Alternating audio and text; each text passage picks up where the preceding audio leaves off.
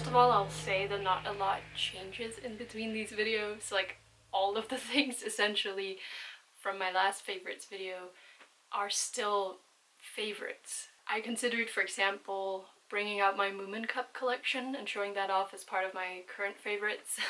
And then I realized, like, I showed those off in my first ever favorites video back in like 2017. But I do really appreciate the continuity between these videos and how they kind of build upon each other and circle around the same themes of knowing what you own and appreciating it and using it and paying attention to it. So that's the framework for these videos for me personally. First off, my new haircut is on my favorites list. I have been thinking about getting a bob for a really long time. I have had a bob before in different iterations and I'm really happy with it, and I think it's just a fresh look that makes everything look very different, and I've gotten used to it really quickly. It looks weird looking at pictures of me with long hair. Another favorite that I can't show you right here, but I'll insert clips, is our hammock. We found out that it fits perfectly on our balcony. Being in that hammock and looking up at the sky and feeling the fresh air is just so soothing, and it feels like a really special way of being in my home and an extension of what my home can do for me. Kind of being a surrogate for a garden and the time I could spend in a garden being just zen and present. I also have this patchouli essential oil. This time not because I love to use it with my laundry, which I do still, but because I actually figured out that diffusing it with this little diffuser I have smells really good. I have not tried that before because in my mind it was different from the other essential oils I have. I don't know why. Let me just put that on actually. I also love having my home smell kind of like nothing. That's a big privilege, and it's kind of a strange thing to say maybe, but my nose has just gotten kind of sensitive to perfumes and laundry detergents and such, so I always feel really relieved coming into an environment where I can control the scent and choose not to have any. I also have this polka dot traveling toiletry bag that is currently full because I am leaving for my internship on Sunday and I didn't want to bring everything out just to pack it again, so I just have it hanging on its hook, and all of my things are there except for my toothbrush. I did take that out. When I got it, I was unsure if it was a practical thing. I have a video where I thrift it and clean it. It's really come in handy for me. I've been a little bit mobile the last few months of my life, and traveling with this feels a little bit more luxurious. It's like a little suitcase only for my toiletry things. And looking at it, it's also very pleasing. It always looks really nice with the things that I've packed. All my pastel linen clothing and then this. I love it. This mug is a replacement of another identical mug that broke after years and years of use. We still have it, and currently I have some plants propagating in there because it still technically works. You just wouldn't really want to drink out of it. And luckily Thomas decided immediately to get a substitute for it because I love this mug and he does as well. We both use it for our tea and our coffee, and it's from Hay. It's heat resistant, so you can just pour the boiling water over the tea leaves immediately, and it's really nice and see-through. You see the beverage you're drinking. It's just very pleasing, and I love this tone of pink. Losing and then replacing this made me reflect on how much I love this mug and how big a part of my life it is. So I wanted to highlight it.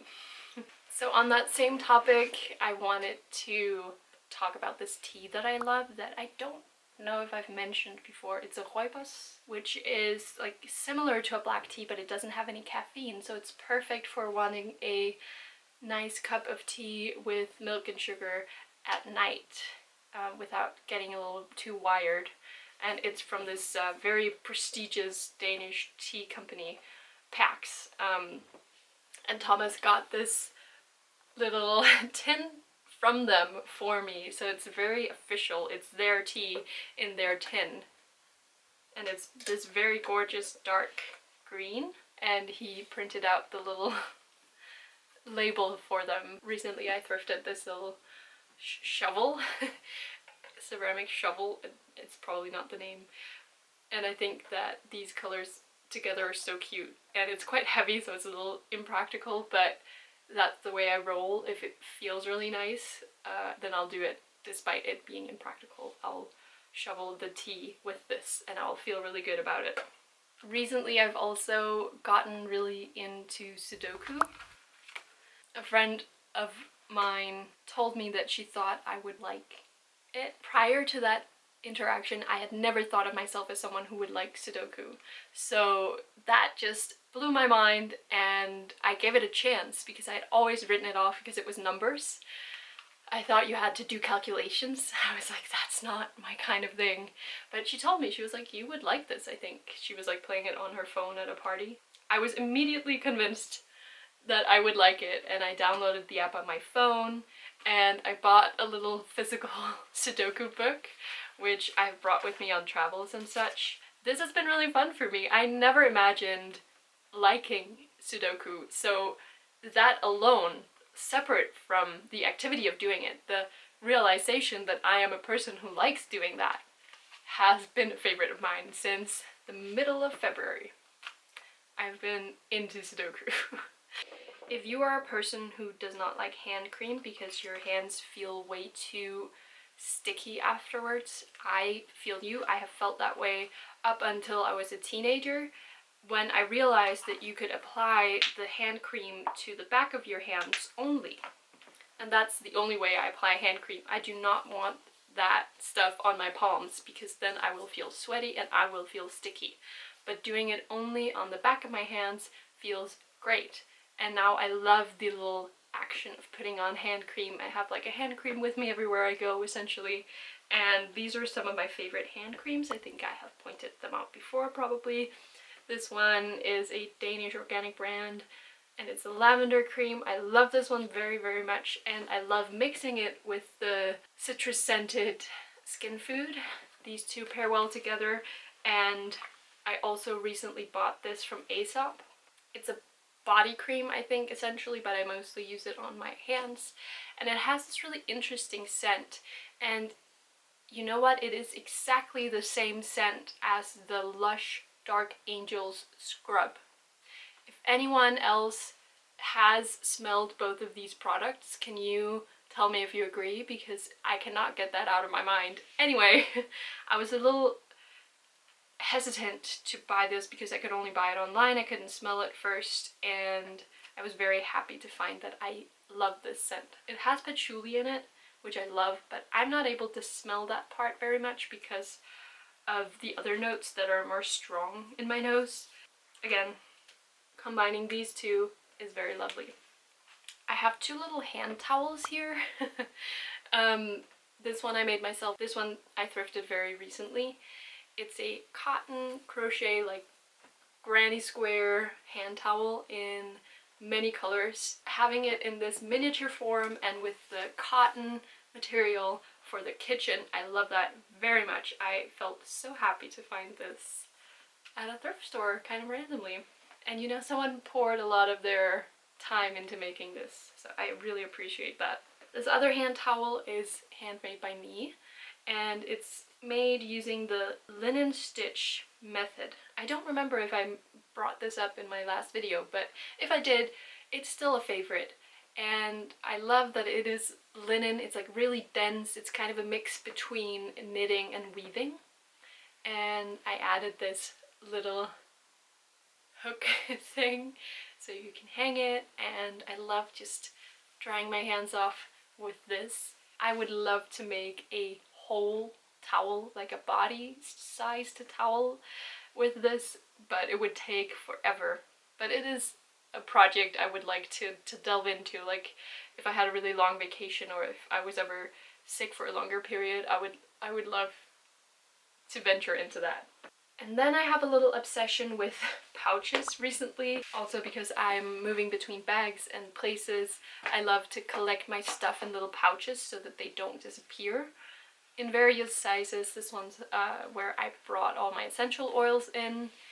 You know, that's important to me. This one's perfect for little coins or a chapstick, stuff like that.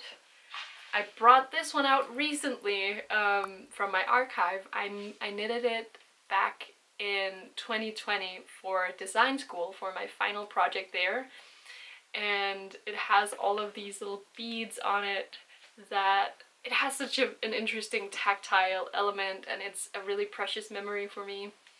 It has pink cotton lining, and currently I am storing all of my jewelry in there, and I will talk more about jewelry later on. But using this again instead of having it as like a collectible item has been a great feeling. I brought this with me to my place where I'm staying during my internship.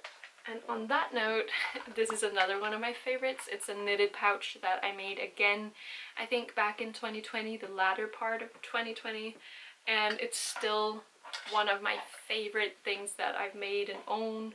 It's such a practical item, and I feel so personalized when I bring all of my boring cables and electronics and like camera chargers and stuff in here. It makes me happy every time I have to pack things in this pouch. Again, it also looks great with the polka dot toiletry bag.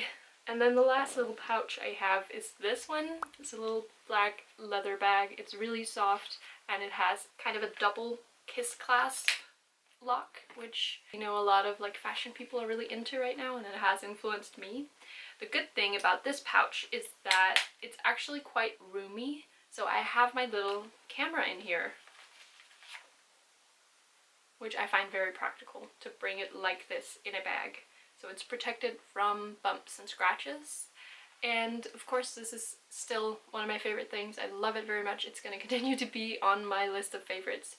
There was like 2 weeks where I couldn't find it, and I got so sad, and I immediately decided that I would replace it if it was actually lost, but I would have to look for it a little bit more first. And then in this other department I have a lip balm, Burt's Bees. I love that brand.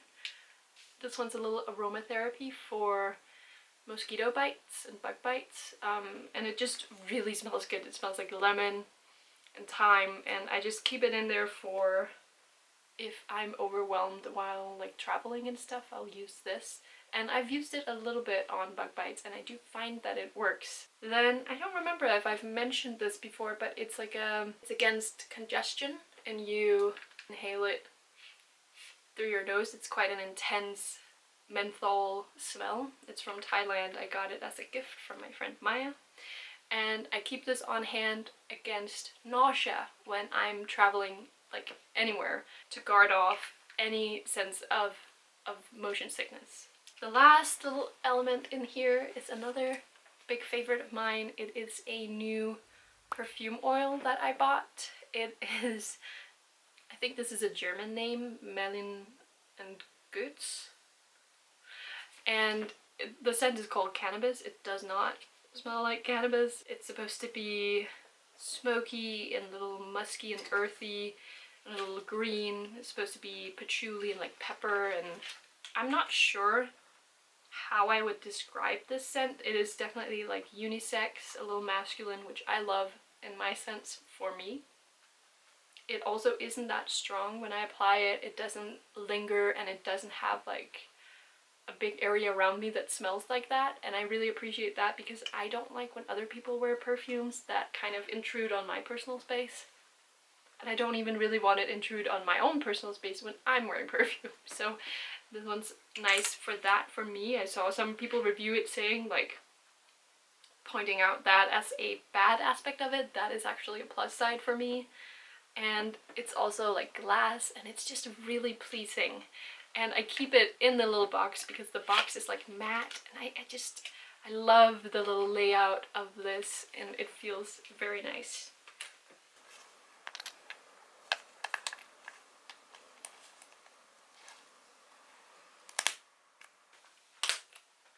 I also bought these laser cut iridescent fish, a little piece of decor, a little bit impulsively, and I love the way that they look at the spot that we decided to put them, next to our door to our balcony. They kind of float around, move, and catch the light and add to the prisms that we already have in that window. So it creates a lot of like interesting visuals in our kitchen and dining space. And I love the motif of fish, and I love the memory that's attached to it. I bought it at a museum's shop where I was visiting with my museology course. So it's just really special to me. It's a new addition to my home that already feels like so intricately linked with what I associate my home with now. Recently, I've also used the mouse emoji quite a lot. So that's been a new favorite of mine. It's a little bit random, but I get a little piece of joy every time I put the little mouse emoji. I've also played the game Oxenfree, both the first and the second Oxenfree game. I got them recommended to me back in 2020 from one of my viewers based on the soundtracks of my videos. The soundtrack of Oxenfree reminded them of my videos, or the other way around, and so I got recommended the game. It's a dialogue based game. It's the only game I've ever really played. I'm not a gamer except for Nintendo and Sudoku, and I really enjoyed it. It's kind of a horror game, but it's not like, it doesn't have any jump scares. It's just like atmospheric, and it's very beautifully made. I love it very much, and I wish that there was a third game. So I wanted to recommend that to anyone, especially if you are kind of a non-gamer person like me. I want to say that this might appeal to you. If you like lower stakes, slower paced games, and this one is dialogue based, you walk around and you choose between dialogue options, and that's kind of the basis of the whole game. I find that so intriguing as a linguist, and yeah, give it a chance. I also recently thrifted this soap holder that is supposed to be like hung on the wall with screws, and Thomas thought that it would actually be a great idea to put it on the wall. We have this like double-sided tape that he used, and he put it above our kitchen sink, and I love that so much. I find it to be a little pop of color and a little textural detail, and in the literal sense elevating the area of the kitchen sink so that it goes up a little bit higher as well. I've also found myself gravitating towards blue a little bit more. I recently bought a blue fleece, like very bright blue, but I also dyed a pair of my white linen pants that I've owned since 2019 into a blue tone that made me love them even more, made them a lot more applicable in my wardrobe. And I don't know, my mom wears a lot of blue, and so I think it's kind of been her color, but now I'm owning it a bit and I'm wearing full blue outfits and really enjoying blue. Since my last favorites video, I have delved into making and baking my own bread. There's always kind of been someone else who's better at baking than me, and so it hasn't made sense for me to be the person to bake, but I decided that I wanted to learn, and I have. I've baked a lot of buns, and they've turned out really great. I don't have the recipe because it's like percentage based, but I can ask Thomas to write out the percentages. Like with the Sudoku, it's about learning about myself, that I can be the type of person to bake bread. It feels nice to expand my idea of myself and my capabilities and identity. Two favorite albums of the moment for me are the new Joe album. I love his music. I especially really love Lonesome is a State of Mind, and I also like Fly. And then I've also been really enjoying K Tempest, and their older album, The Line is a Curve, I think is so beautiful, especially the track called Grace. That one makes me cry. I can't talk too much about it, I'll cry again. It's a very beautiful track. They kind of work with a lot of spoken poetry, non-traditional music, and my dad actually sent one of their performances in a video in a group chat that we have, and I realized that I had bought their book of poetry under their old pen name back in 2019 when I was in Amsterdam alone. And I realized, like, I remembered the title of this book only. And then recently, back in March, I went into my parents' basement and I looked through the stuff that they have in storage for me. And I found it. I was like running upon the wires. I remember buying this book of poetry and I realized that it was written by Kay Tempest. And both me and my dad and LB have listened a lot to their music. So it was like a fun coincidence that back in 2019 I picked up this book and decided to get it. I have two other books to show you. This one is in Danish, so it has been translated, and the translated version is illustrated by one of my favorite illustrators, Signe Packens, A Line in the World, in Linje i Verden. And it's about the Danish west coast and like the landscape, and it has a lot of beautiful photography, kind of setting an atmosphere. And I read this aloud to Thomas, which was a very nice feeling. I talked about it back in my September vlog, and I know LB loves it as well. Like, they are my big influencer. I'm most influenced in my life by the people I love the most, so the things that they love and recommend and talk often about are the things that are most likely to make their way into my life. I also have this book, which I don't think I've talked about maybe since 2020. I ordered it and it never came, and then I ordered it again a couple years ago. It's the Girl Pictures by Justine Kurland. Currently it sounds like it's speaking into the like TikTok girlification of everything, and this is from the 90s. So it's a photography book. It has these wonderful images of girls kind of out in the wild, and the emotions that these pictures evoke are so visceral. I will put in some of my favorite pictures, but it just has this very special feeling that I want to curate in my own life.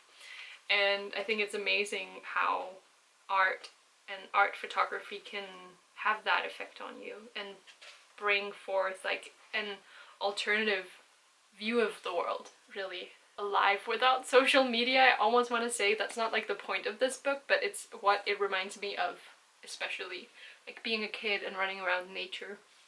Then I think we've made it to clothes and accessories. I have been loving the star motif. I decided to want to love the star motif in January, and I have since then. And it's such a fun thing to choose a very common symbol that's used everywhere and to decide to pay special attention to it, because obviously it's everywhere, but a lot of things are everywhere. So deciding to like specifically notice stars everywhere has been really fun for me, like a little game. And I've found many beautiful things, both things I already own with stars and things in thrift stores. And one of my favorite parts has been finding star themed jewelry. I am wearing both a necklace and a pair of earrings. You can't see the earrings, but this is a very long necklace, which I'm generally not that into because I think it can look a little bit heavy and clunky and very 2000s. But this is very delicate. It's like a gray piece of string with a white ceramic star on it. All the stars I like the most are not uniform. They kind of have a hand-drawn or handmade quality to them, and this one does as well. It has like corners that are a little bit rounded, a slight wonkiness to it I love very much. This just feels like the tiny little detail that pulls together a whole outfit. I am very in love with this, and I found it randomly at a thrift store. I've been looking at jewelry like this on Vinted for a lot more, so it feels amazing to know, like, just wait. Also found these great ceramic earrings. They're quite big on my earlobe, which isn't that big. I would wear that more with my old haircut where I could put my hair up and it would accentuate whatever earrings I was wearing. And now currently I feel like maybe there's a little bit much going around the ears. For that reason, I've mostly worn my little tiny silver stud earrings, which I thought had gotten lost in the mail, but then made their way back to me. It was a great experience to find out that they were not lost forever. I just had to pay the shipping again, but whatever. Yesterday I thrifted this pair of clip-on earrings that are the perfect wonky stars. They're quite big for like an earring, so I attached a jump hoop and now it's perfect for a necklace. And this again is kind of similar to this, shorter. I wore it with this outfit with these pants and a white dress yesterday and I loved it so much. It makes me so excited. I love the way a single accessory can like change my whole vibe. Sorry, my guinea pig is drinking water and it's making a sound. So that has been a really fun star journey. Clothing. This is a tote bag that I bought out of a necessity in a thrift store. I got something that was big and I had to have a bag to get it home. And it had a print from some sort of company, which I didn't like. So I covered it up with like a fabric scrap I had. And I didn't have any sewing thread, so I unpicked the seam of this tiny piece of fabric I had and I reused that thread. And that felt really nice and fun. And then I knitted a little patch for the other side with recently thrifted yarn. This was at the place that I'm living temporarily for my internship, where I don't have all of my yarn, I don't have all of my sewing thread, I don't have all of my things that I love so much. So I had to get creative and I used a piece of cotton thread from yarn that LV tied around a little package they gave me. I used that to cover up the other side. And then I have a little badge on here. This is kind of like the star necklace, like a little tiny detail that makes the whole difference. This is from an art museum where you pick a word that matches the mood you're in, and I think that is such a cool concept. And I found another one. This one says whole. I found this one in a thrift store yesterday randomly and they gave it to me for free. I was like, oh, that's from this museum. They were like, you can have it. I was like, okay. So I guess that's the next item.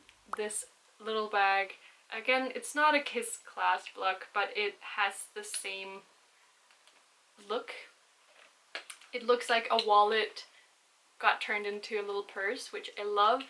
I don't have a lot of occasions to wear bags like this because I'm always bringing so much stuff with me, and like water bottles and phone chargers and lip balms and a knitting project. Maybe it's a good lesson in constraint to bring only what fits in this bag. Like adding badges like to bags like this. I would not pierce the leather because it's like skin, you would never unpierce it again, but adding it to the hardware I think is the way to go for me. The pink linen pants that I'm currently wearing are from yesterday. I thrifted them yesterday. They were quite cheap because they have a worn spot in the thigh area, which is where a lot of linen pants get worn quite quickly if you have thighs that touch a little bit. I have a plan to shorten them a little bit and then use the fabric from here to create some patches in the thigh area. They're this gorgeous thick linen and they are wide-legged and they're kind of baggy. They don't have any pockets. I am okay with that. It's a little impractical, but I love having this color in my wardrobe. My wardrobe has gotten like more and more dull, kind of, so it's fun to add accents of color to that. The color of these pants also like really go well with this new pair of Keen sandals that I bought off of Vinted. They were like completely new in my size at a really good price, and I bought them with LB. They are a very big fan of Keen shoes. They have Keen shoes, so again, as I mentioned, my loved ones are my biggest influence. Like, they are a brand ambassador in my head of Keen. I think maybe I'm half a size up from this size because something a little bit wonky is happening on my right foot with my something about the nerves and the little toe.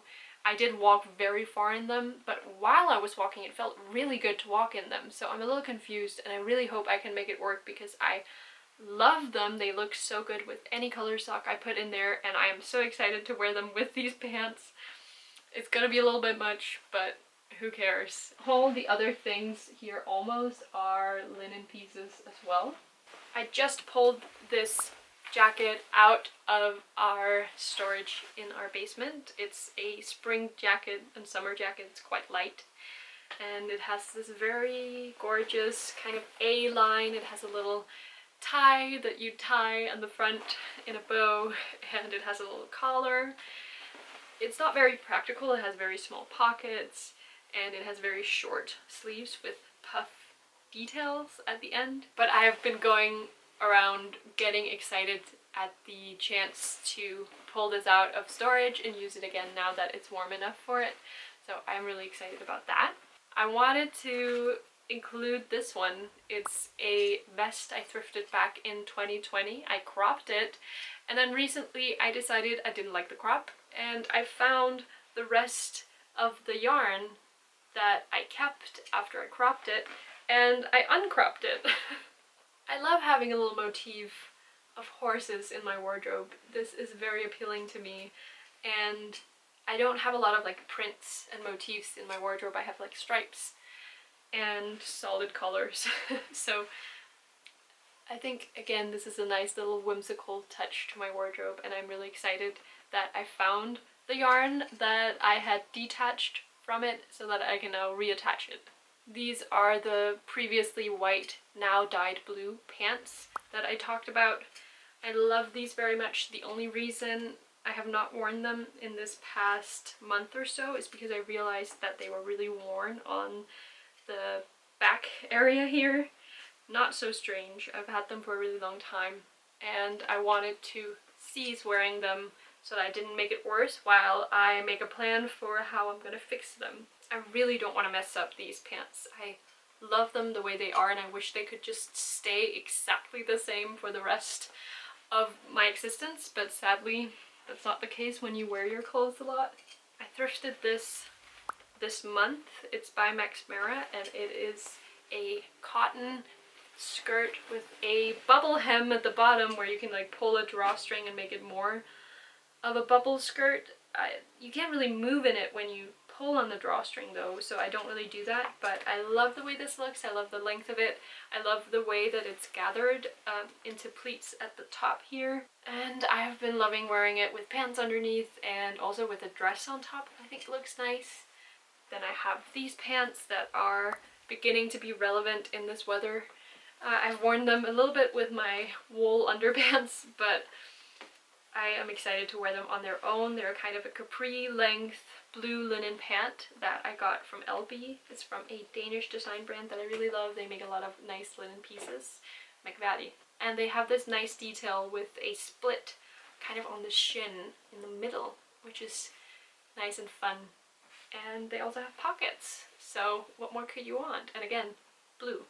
Finally, I have 3 pieces from the same brand, and they are actually all bought from new, which is rare for me, but I wanted to support this. It's a slow fashion brand. They're called Linen by Krebs, and I actually met the owner and the designer when the store was having a sale because they're moving from the city that I live in. They are no longer gonna have a store here, which is so sad, but they had a really nice sale, so I went in there with LB and we bought the same exact pair of shorts.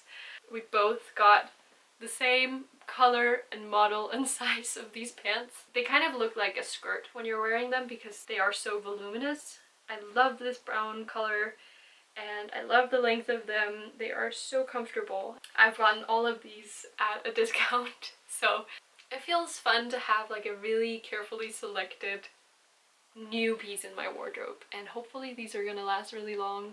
I am so excited to wear them, especially for the summer without any leggings underneath at all. And then they also sold this linen scarf. It's a very simple square scarf.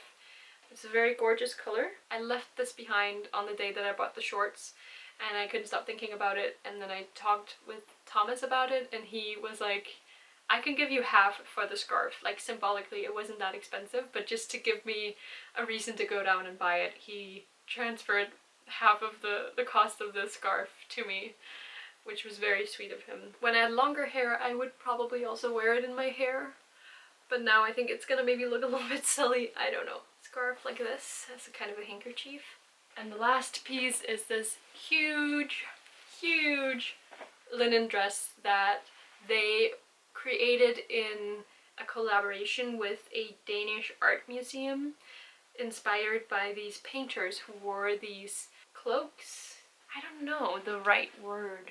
They were being discontinued and so they were discounted. It is designed to be a kind of cover-up for your clothes while you're painting. It has these two strings so you could tie it together, and this would be the only thing holding it together, but I sewed it up as soon as I bought it because I liked it as a dress. It is like an extra large or something, so I can wear it kind of as a cloak on top of all of my clothes. I call it my Moomin dress because I feel like a big, round, friendly, fluffy Moomin type of character when I wear this. It's something that I will change into if I want to feel at home in my body, and it holds a lot of good memories. I bought it when I was in Skagen this summer with LB. I made a video from that I really love. You should go watch it. That was all for my spring favorites. I hope that you enjoyed it. I really love making these videos, and thank you for all the compliments on my new hair. It means a lot. You guys are so sweet. And it's such a joy to share these videos with you. I love making them and I love hearing your thoughts on them. So I hope you're also having a nice spring, and I'll see you in the next video. Thank you for watching.